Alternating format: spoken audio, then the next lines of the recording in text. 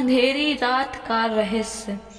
गांव से कुछ ही दूर घने जंगल के बीच एक वीरान हवेली खड़ी थी। कहते थे कि उस हवेली में कोई रात भर नहीं टिक पाता। कई लोग वहां गए पर वापस लौटने वालों ने कभी कुछ नहीं बताया।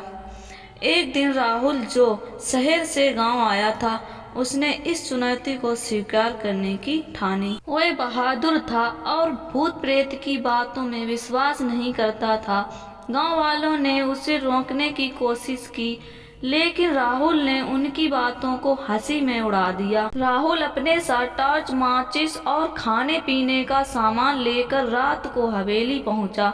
हवेली का दरवाजा लकड़ी का था। जैसे ही उसने दरवाजा खोला, अंदर से ठंडी हवा का झोंका आया। अंदर अंधेरा था। राहुल ने टॉर्च जलाकर देखा, चारों ओर धूल और मकड़ी के जाले फैले थे। जैसे ही वह अंदर गया, दरवाजा अपने आप जोर की आवाज से बंद हो गया। राहुल चौंक गया, लेकिन उसने खुद को संभाला। वह सोच रहा था कि यह बस हवा का झोंका होगा। हवेली में हर कदम पर उसके पैरों के नीचे लकड़ी चरमराती थी। अचानक उसे लगा कि उसके पीछे कोई है। उसने पीछे मुड़कर देखा, लेकिन वहां कोई नहीं था। थोड़ी देर बाद उसे एक कमरे से धीमी धीमी सिसकियों की आवाज सुनाई दी।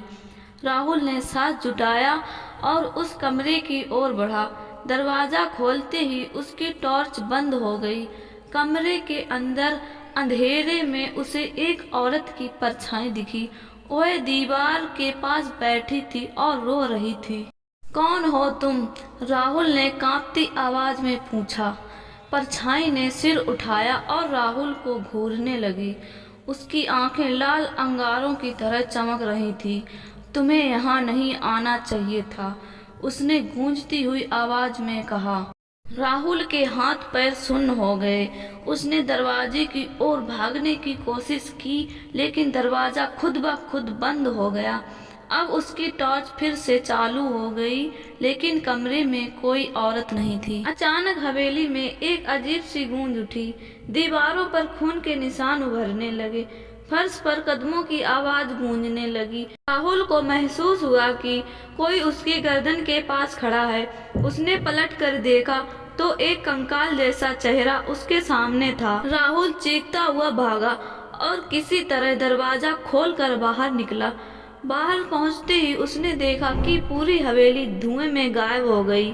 गांव लौटकर राहुल ने किसी को इस घटना के बारे में नहीं बताया, लेकिन उसने हवेली की ओर फिर कभी न जाने की कसम खा ली। आज भी वह हवेली गांव वालों के लिए एक रहस्य बनी हुई है। दोस्तों, वीडियो को लाइक कीजिए और चैनल सब्सक्राइब कर लीजिए।